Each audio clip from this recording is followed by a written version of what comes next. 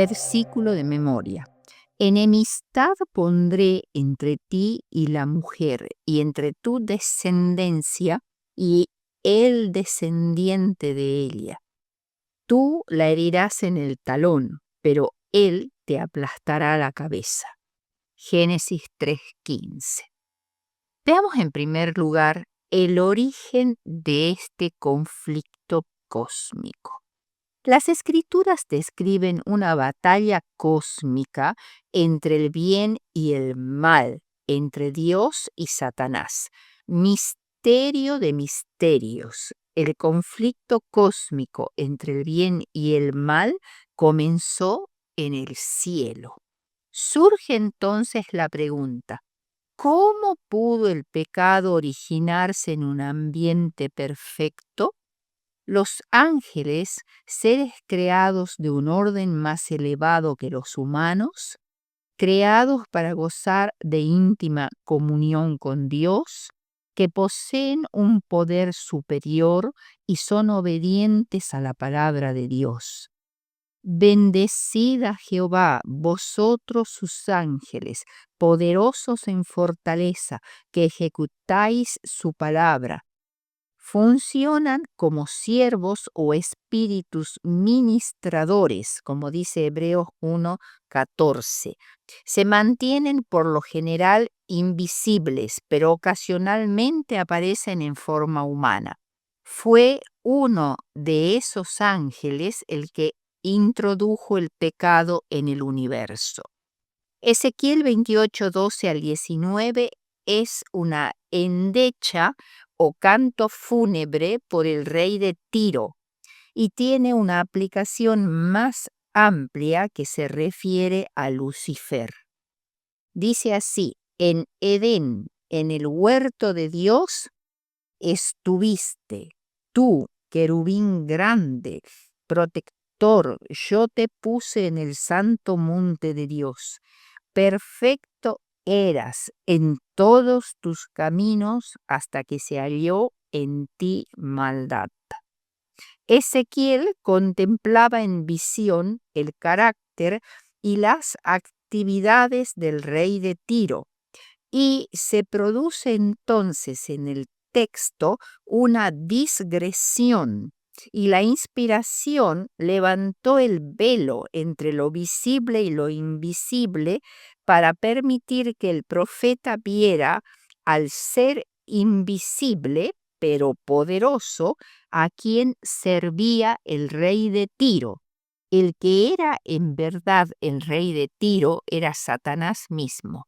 El príncipe de Tiro había imitado en forma notable a su verdadero líder, el diablo.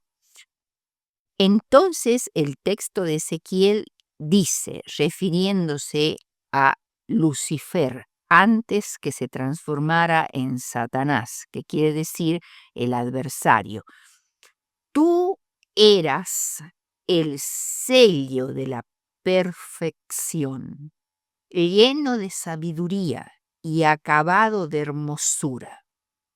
La hermosura de Lucifer, junto con su sabiduría y su gloria, eran superiores a la de todos los demás ángeles.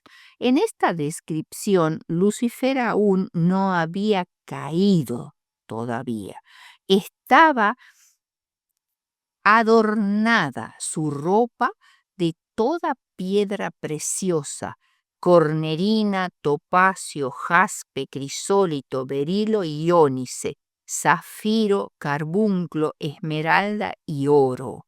La enumeración de estas joyas destaca la excelsa posición de quien, después de Cristo, era el personaje más digno de honor en el cielo. Tenía además a su disposición instrumentos musicales como tamboriles y flautas, porque era el director de los coros del cielo. Su posición era la de querubín cubridor, también protector, por encima del propiciatorio que estaba en la luz de la presencia de Dios.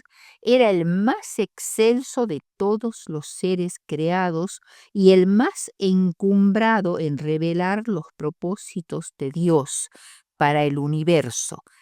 En el santo monte de Dios estuviste, dice Ezequiel.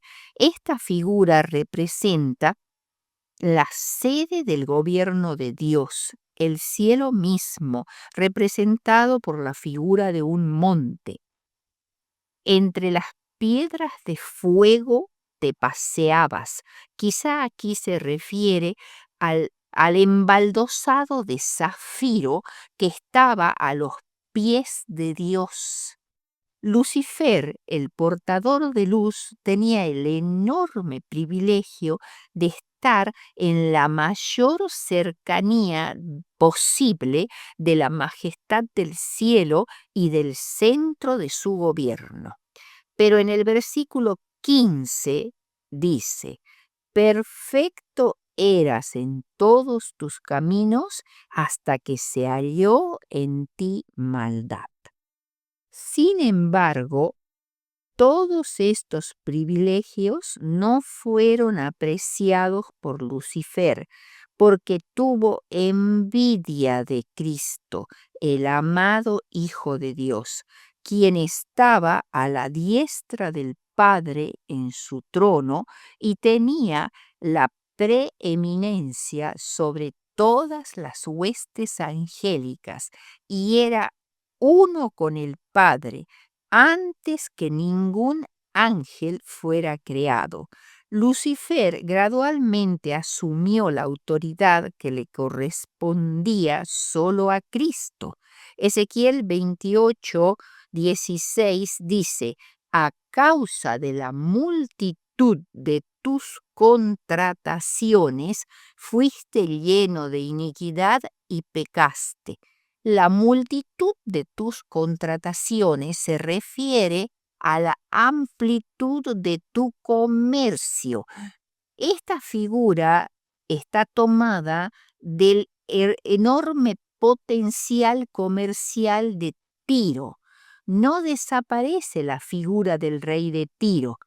La nefasta obra de Lucifer, quien diseminó la rebelión en el cielo, es comparada con el comercio de Tiro, movido por la avaricia y muchas veces fraudulento. Por esta razón, el conflicto cósmico es una rebelión, no un dualismo. El dualismo es la creencia de que existen dos poderes iguales e independientes detrás de todas las cosas, uno bueno y el otro malo, y que este universo es el campo de batalla en el que están empeñados en una guerra interminable. Según los dualistas, estos dos principios son igualmente necesarios y eternos e independientes el uno del otro. El uno identificado con la luz y con lo bueno, y el otro con la oscuridad y lo malo. Las religiones dualistas son fundamentalmente el mazdeísmo, religión de Persia, impulsada por Zoroastro, que establece, dos principios divinos: Hormuz o Aura Mazda, que representa el bien, y Ahriman, el mal. También el maniqueísmo, que es una de las doctrinas dualistas más influyentes. El, el taoísmo, con el yin y el yang, dos fuerzas opuestas, complementarias e interconectadas. También el jainismo. Desde el punto de vista bíblico, nuestro universo se halla en guerra, pero no se trata de un conflicto dualista, de una guerra entre dos poderes iguales en fuerza e independientes, sino se trata de una guerra civil, una rebelión, y nosotros vivimos en una parte del universo ocupada por los rebeldes. Veamos ahora el segundo punto, un trágico cambio. En Juan 8:44 Jesús dice, Él ha sido homicida desde el principio y no ha permanecido en la verdad, porque no hay verdad en él. Cristo dijo de él, no ha permanecido en la verdad. Hubo un tiempo en que Satanás mantuvo una relación con Dios, con Jesucristo y con los santos ángeles, pero llegó a ser desleal y perdió su santidad y su posición como querubín protector. Se opuso a Dios y se lo excluyó del cielo. Estableció su imperio y plantó el estandarte de la rebelión contra la ley de Jehová. Invitó a las fuerzas del mal a agruparse en torno a su bandera con el fin de establecer una desesperada confederación maligna para luchar contra el Dios del cielo. El pecado de Lucifer es inexplicable. A causa de la influencia de las acusaciones de Satanás, Dios decidió no tratar al enemigo en la forma que lo merecía. ¿Cómo podría saber el universo que Lucifer no era el líder justo y confiable que declaraba ser? Ante ellos parecía ser justo. La labor de desenmascararlo y demostrar ante las huestes angélicas que sus juicios no son los de Dios, que Él ha establecido su propia norma, exponiéndose así a la indignación divina, crearía una condición que debía ser evitada. Satanás logró triunfar en aparente superioridad, pero por medio de engaños escondió su verdadero carácter y objetivos. Era necesario permitir que continuara su inescrupuloso y fraudulento curso de acción hasta que se revelara como acusador, mentiroso y asesino. En el acto final, Satanás perdería todo el aspecto o todo el afecto del universo leal. La muerte del Hijo de Dios desenmascaró por completo al engañador. El tercer punto es el conflicto cósmico involucra al pueblo de Dios. Aunque el conflicto cósmico comenzó en el cielo, con la rebelión de Lucifer contra Dios, con el tiempo involucró a todo el universo, específicamente a los ángeles y a los seres humanos. Todo el cielo se interesó profunda y alegremente en la creación del mundo y de Adán y Eva. Los seres humanos fueron creados a la imagen de Dios y fue la voluntad del Creador que poblaran la tierra. Debían vivir en estrecha comunión con el cielo, escribiendo y asimilando el poder de la gran fuente de poder. Sostenidos por Dios, habrían vivido libres de toda mancha de pecado. Pero Satanás estaba decidido a echar por tierra el plan de Dios. No había razón por la que los seres humanos transitaran por el mismo terreno que anduvo Satanás. Si hubiese alguna razón para que Satanás actuara como lo hizo, habría una excusa para el pecado, pero el pecado no tiene justificación alguna. Luego de ser expulsado del cielo, Satanás decidió establecer su reino en este mundo, y así entró en el mundo el pecado, la enfermedad y la muerte. Un diluvio de aflicciones se derramó sobre nuestro mundo. Hay un conocimiento espurio, falso, que se introdujo en este mundo por las argucias de Satanás, y es el conocimiento del bien y del mal. Es bueno conocer las ciencias. No obstante, la adquisición de este conocimiento es la ambición de un gran sector de quienes son infieles y que no tienen idea alguna de cómo han de emplear sus hallazgos. El mundo está lleno de hombres y mujeres que no sienten ninguna obligación para con Dios por los dones que les fueron conferidos. El tercer punto dice, un enemigo hizo esto. En el oriente los hombres se vengaban a veces de un enemigo esparciendo en sus campos recién sembrados semillas de alguna hierba nociva que, mientras crecía, se parecía mucho al trigo. Este es el caso de la cizaña. Brotando conjuntamente con el trigo, dañaba la cosecha y ocasionaba dificultades y pérdidas al dueño del campo. Así, a causa de su enemistad con Cristo, Satanás esparcía sus malas semillas entre el buen grano del reino y hacía que Dios fuera deshonrado. Si tratásemos de extirpar de la iglesia a los que suponemos cristianos falsos, es decir, cizaña, cometeríamos seguramente errores. El hombre juzga por la apariencia, pero Dios juzga el corazón. El trigo y la cizaña deben crecer juntamente hasta la cosecha, y la cosecha es el fin del tiempo de gracia.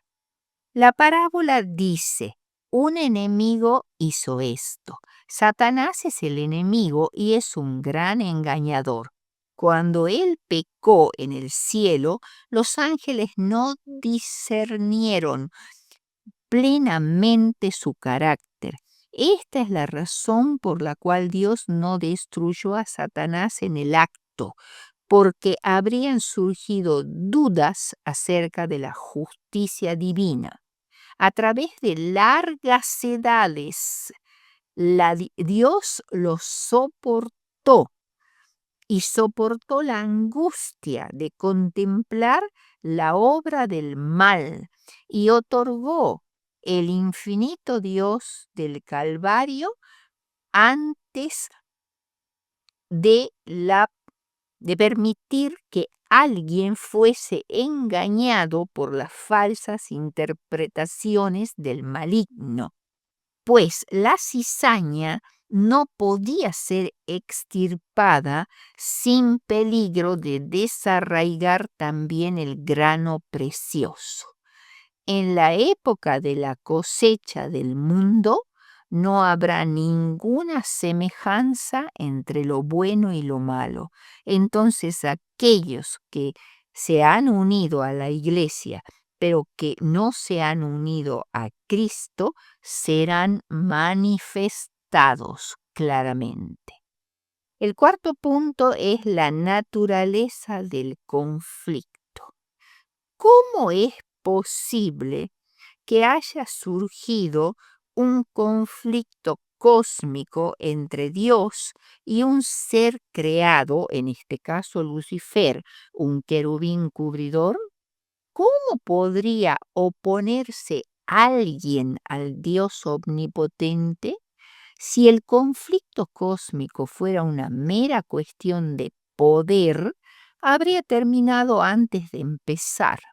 Las escrituras revelan que el conflicto es una disputa en torno al carácter de Dios, un conflicto acerca de acusaciones difamatorias hechas por el diablo contra Dios, arrojando dudas sobre su carácter totalmente bueno y amoroso. Nada se enseña con mayor claridad en las Escrituras que Dios no fue en nada responsable de la introducción del pecado en el mundo y que no hubo retención arbitraria de la gracia divina ni error alguno en el gobierno de Dios que diera lugar al surgimiento de la rebelión. Lucifer poco a poco se abandonó al deseo de la propia exaltación, se volvió orgulloso, mentiroso y calumniador. De hecho, el conflicto cósmico es una disputa en torno al carácter de Dios, un conflicto acerca de acusaciones difamatorias hechas por el diablo y acerca de que el Señor no es totalmente bueno y amoroso, que su ley es opresiva y perjudicial para ellos. Por tanto, la naturaleza del conflicto tiene que ver con creencias acerca del carácter de Dios y de cuán confiable es y digno de adoración. Jesús dice de él, refiriéndose a Satanás, que es homicida desde el principio y padre de mentira. Satanás acusó a Dios de ser injusto con él. Su política consistía en confundir a los ángeles con argumentos sutiles acerca de los designios de Dios. Usando el misterio, hacía nacer dudas respecto a las declaraciones más terminantes y claras de Jehová, y usaba su posición elevada y su estrecha relación con la administración divina que le daban mayor fuerza a sus declaraciones. Por otro lado, Dios, en su actitud para con el pecado, no podía sino obrar con justicia y verdad. No podía valerse de las viles armas de Satanás, que son la lisonja y el engaño. Tampoco podía destruirlo precozmente. Debía permitir a Satanás seguir con sus tácticas hasta que se pusiera en abierta rebeldía y que sus planes quedaran por completo expuestos a la vista de todos. Satanás estaba tan exaltado por sus cargos dados por Dios y estaba tan revestido de misterio que era difícil revelar a los ángeles la verdadera naturaleza de su obra. Antes de su completo desarrollo, el pecado no podía aparecer como el mal que era en realidad. Los seres santos no tenían idea de la naturaleza y malignidad de Lucifer, no podían ni vislumbrar las terribles consecuencias que seguirían por poner a un lado la ley de Dios. Satanás había declarado desde un principio que no estaba en rebelión. El universo entero debía ver al seductor desenmascarado. En conclusión, tenemos una hermosa cita que dice algo tan grande y tan grave acerca de las consecuencias de haber aceptado las mentiras de Satanás. Toda la vasta y compleja maquinaria de las agencias del mal se ha puesto en acción en estos últimos días. Generación tras generación, época tras época, Satanás ha reunido a los instrumentos humanos por medio de quienes ejecuta sus propósitos diabólicos con el fin de imponer sus planes y estratagemas en la tierra. La putrefacta fuente de maldad ha fluido continuamente a través de la sociedad humana. Al ser incapaz de destronar al Altísimo, Satanás ha atribuido a Dios sus propias características y ha reclamado para sí los atributos divinos. Es un engañador y por medio de su agudeza sinuosa, de sus prácticas tramposas, ha orientado hacia él todo el honor y la honra que los seres humanos deben brindarle a Dios, y ha interpuesto su trono satánico entre los adoradores humanos y el Divino Padre. Elena de White, manuscrito 39, 1894.